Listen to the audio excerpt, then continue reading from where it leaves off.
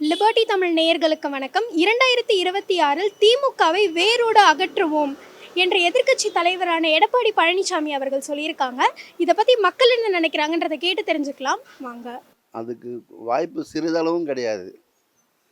ஒரு 5% கூட அதுக்கு வாய்ப்பே கிடையாது. காரணம் என்னன்னா, ஏன்னா ஏற்கனவே அவங்க செஞ்ச ஆட்சியில் இந்த மக்களுக்கு அவங்க எந்த விதமான பொது சேவைகளும் செய்யலை. இப்போ இந்த ஆட்சி வந்ததுக்கு அப்புறமா தான் இப்போ இது 4 வருஷம் முடிய போகுது. இந்த 4 வருஷத்தில் அரியற்கரிய சாதனைகளை இவங்க செய்திருக்கிறாங்க. அது படித்தவங்க தான் கிடையாது, படிக்காத பாமரர்களும் புரிஞ்சுக்கிற போல ரொம்ப அருமையான திட்டங்களும் அருமையான நலத்திட்டங்களையும் வழங்கின்னு இருக்கிறாங்க. ஒவ்வொரு விஷயமும் முதல்வர் இன்றைக்கி இருக்கிற முதல்வர் என்ன செய்கிறாருன்னா, பொதுமக்களோட கோரிக்கைகள் என்ன அதை கேட்குறாங்க. உங்களுக்கு என்ன குறை இருக்குன்றதை தமிழ்நாடு ஃபுல்லாகவே இருக்கக்கூடிய எல்லா குறைகளையும் அவர் கேட்டு அதில் எவ்வளோ அவங்களால அதை நிவர்த்தி செய்ய முடியுமோ எல்லா விதமான பணிகளையும் அவங்க செஞ்சுன்னு தான் இருக்காங்க. மக்களுடைய ஒரு ஆட்சி அப்படின்னு எடுத்துக்கணும்னா, இப்போ இன்றைக்கி இருக்கிற ஆட்சி தான் தொடரணும்னு இது நாங்கள் மட்டும் இல்லை, இந்த ஸ்லம்மில் இருக்கிறவங்க மட்டும் இல்லை, வசதி படித்தவங்க கூட இன்றைக்கி விரும்புகிறாங்க.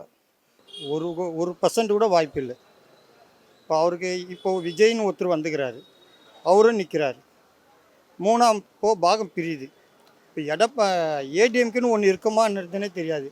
ஆப்போசிட் உக்காஞ்சா அவர் விஜய் உக்காருவார், டிஎம்கே மேலே உக்காரும். அவங்களுக்கு வர வாய்ப்பு 1% கூட இல்லை. எதனாலனா இப்போ அவங்க இருந்த காலத்தில் அந்த அம்மா இருந்தாங்க, நல்லது பண்ணாங்க. இவங்க அந்த அம்மா இறந்து இவங்க உக்காஞ்ச 4 வருஷத்தில் எந்த கவர்மெண்ட்டையும் எடுத்து இவங்க எதுவுமே சரி செய்யலை. இவங்களுக்கு மட்டும் சம்பாதித்து இவங்க வேலையை பார்த்துக்கினாங்க. கொரோனாவில் எல்லாருக்கும் நஷ்டம்தான். அவங்க இருந்து யாருக்கும் எந்த பிரயோஜனமும் இல்லை. டிஎம்கே கவர்மெண்ட் வந்தது, கொரோனாவை எடுத்து நின்று முடிஞ்ச அளவுக்கு கழிச்சு கடகடன்னு எல்லாருக்கும் ஒரு வழி பண்ணாங்க. அவ்வளோதான். வரோம். எதை வச்சு மனசில் வச்சு தான் சொல்கிறேன். நிஜமாக வரோம்.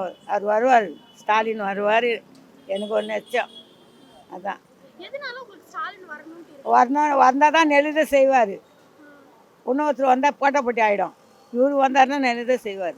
மற்ற நாளில் 6000 ஒன்று போட்டார், 4000 ஒன்று போட்டார், 2000 1000 போட்டார். இந்த வருஷம் போடல. அதுக்கு ஒன்றும் கோச்சிக்கூடாது, இருக்கிறத செய்கிறாரு. அது போதும் எங்களுக்கு.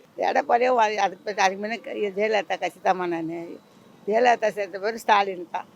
ஏங்க அகற்ற அளவுக்கு என்ன திமுக ஆட்சி? ஒன்றும் அவ்வளோ திமுக ஆட்சியும் அவ்வளோ கொடூரமான, யாரையும் போய் மக்களை வதப்படுத்தவும் இல்லை, யாரையும் போய் யாரையும் எதையும் செய்யலையே. ஏன்னா இசை கையெழுத்து போட்டு இது போல் சாதகம் சென்ட்ரல் கவர்மெண்ட்டுக்கு சாதகம்லாம் செய்யலையே.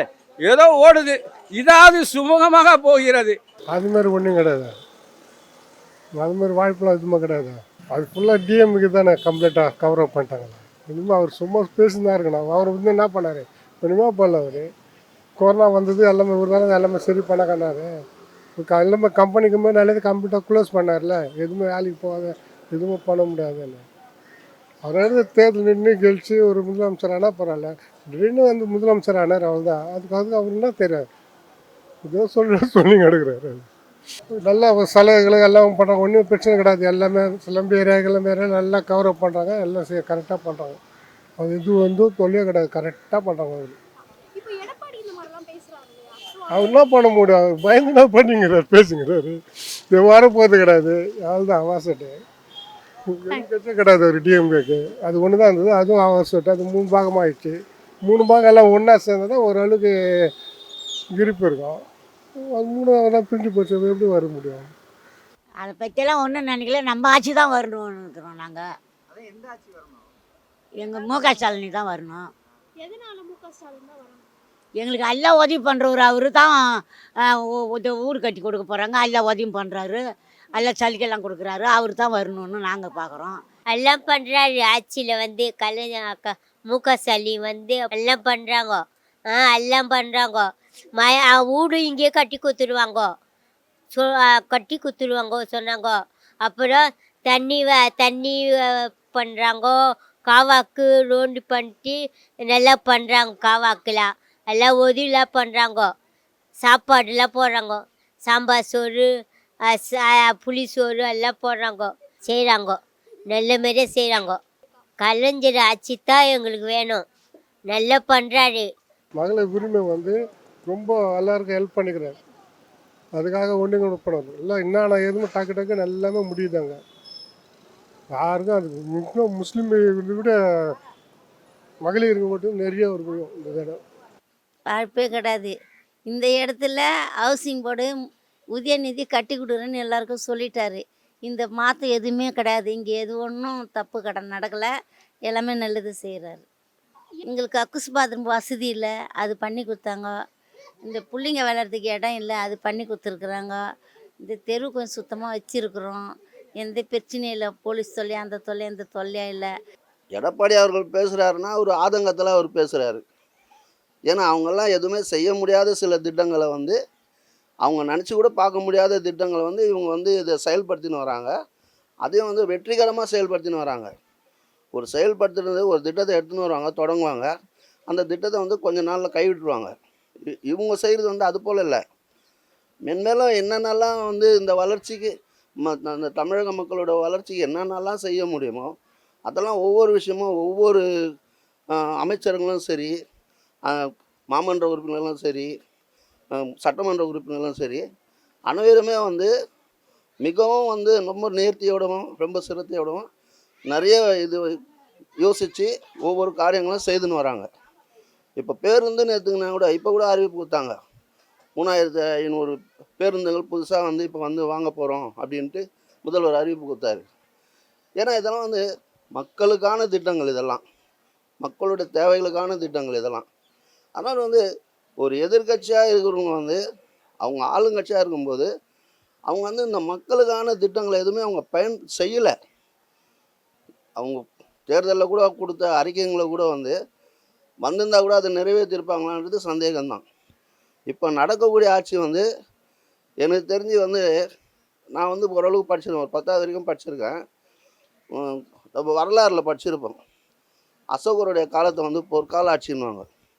அவர் காலத்தில் தான் குளம் வெட்டினாங்க, அசோக மரங்கள்லாம் நட்டாங்க அப்படின்ட்டு நான் படிச்சிருக்கேன். அதுபோல் இனி நடக்கக்கூடிய ஆட்சி வந்து ஒரு பொற்கால ஆட்சி. இந்த ஆட்சி வந்து திரும்பவும் தொடரணும். இப்போ இவங்க இந்த இன்னும் ஒரு 14 மாதம் இருக்குது ஆட்சி. அந்த 14 மாதத்துக்குள்ளே இன்னும் நிறைய திட்டங்களை இவங்க செயல்படுத்துவாங்க. அது மாத்திரமே போதாது. இன்னும் அடுத்த இதுக்கு வந்து அடுத்த ஒரு 5 ஆண்டுக்கு வந்து இதே ஆட்சி தொடரும் போது வந்து அப்போ மக்களுக்கு அவங்க எடுத்திருக்க முன்னடவடிக்கை எடுத்திருக்கிற திட்டங்கள் எல்லாம் அவங்க செயல்படுத்துறதுக்கு நிறைய வாய்ப்பு இருக்குது. மகளிர் திட்டம் முடியவே முடியாததுக்கு எத்தனை வந்து நிப்பாட்டிக்கிறாங்க. இன்றைக்கி வந்து கஷ்டம். நிறைய பேருக்கு இன்றைக்கி வேலை வாய்ப்பு திட்டம் நிறைய இருக்குது. மாணவர் அணி திட்டம் நிறைய இருக்குது. டிஎம்கேல நிறைய பண்ணிக்கிறாங்க. நிறைய பேருக்கு போய் சேருது. அது விவசாய திட்டம் நிறைய பண்ணின்னு இருக்கிறாங்க. எல்லாம் பார்த்துன்னு இருக்கிறோம். கண்டிப்பாக பயனடைஞ்சிக்கிறாங்க. இதில் வந்து பிடிக்காதவங்க அந்த கட்சின்றவங்க தான் வந்து எதுனா ஒன்று சொல்லின்னு இருக்கணும். மற்றபடி பப்ளிக் எதுவும் யாரும் இது பண்ணல. டிஎம்கே இதுக்கல மகளிர் திட்டம், இந்த பஸ் ஊதி திட்டம் எல்லாம் அது என்ன சொல்கிறாங்க, ஒருத்தர் சொல்லுவார் எங்களுக்கு 5 ரூபா கூட இல்லையா பஸ் ஏறி போவேன்னுவாங்க. நிறைய பேர் இருக்கிறாங்க. அம்மா உணவு திட்டம் அவங்க திறந்தாங்க. இவர் நினச்சிருந்தா மூடி இருக்கலாம். அவர் வந்து மூடலை. மக்கள் சாப்பிட்ணும், இருக்கணும், நல்லா இருக்கணும்ன்ட்டு அவங்க திட்டத்தை அவங்க பேர்லேயே அப்படியே எடுத்து நடத்துகிறாரு. அதனால் அவர் யாருக்கும் எந்த குறைச்சலும் தொந்தரவும் கொடுக்கல. அவரும் வந்து கெட்டது செய்யலை, எடுத்து பண்ணுறாரு, நல்லது செய்கிறாரு. எடப்பாடியும் வர மாட்டார், டிஎம்கே வர மாட்டாங்க. நாம் தமிழர் கட்சி தான் வரும். நாம் தமிழர் கட்சி தொடர்ந்து எல்லா ஒர்க்கிலையும் புலி மாதிரி வேலை செய்யுது. புலின்னா அதான் புலி.